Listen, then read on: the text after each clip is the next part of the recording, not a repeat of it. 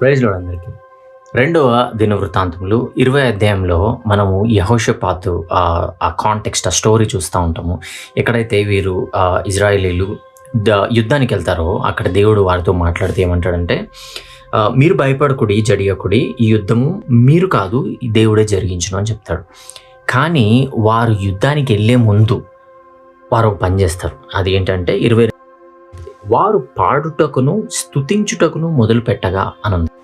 అంటే యుద్ధం ఇంకా మొదలవ్వక ముందే వీళ్ళు స్తుతి ఆరాధన చెల్లిస్తూ ఉంటారు. ఇంకా ముందు వచనంలో చూసుకుంటే సాష్టాంగ నమస్కారాలు చేస్తారు. ఏమని?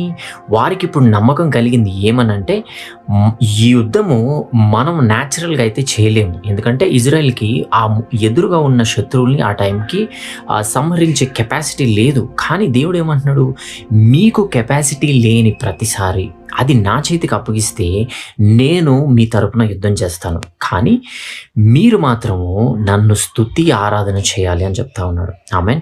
మనం కూడా ఆ సమస్యలు మనం ఏదైతే ఎదుర్కోలేమో జీవితంలో ఉన్న ఆ పెద్ద పెద్ద సమస్యలు చూసి మనం భయపడి ఇది ఎలా సాధించాలని ఆలోచిస్తూ ఉంటాం. కానీ దేవుడు ఏమంటున్నాడు, ప్రయాసపడి భారం మోసుకొని ప్రతి వారు నా యొద్దకు రండి అంటున్నాడు. అంటే మనం భారం మోయక్కర్లేదు, ఆయన చెంతకి వెళ్ళి, ఎందుకంటే ఆయన శక్తిమంతుడు, ఆయన చేయగలడు, ఆయన కెపాసిటీ ఉంది. కాబట్టి మనం మన భారాన్ని ఆయన చేతికి ఇచ్చేసి సైలెంట్గా ఉండకుండా మనము ఆయన సాధించేశాడు అన్న నమ్మకంతో స్తుతి ఆరాధన చేయాలి.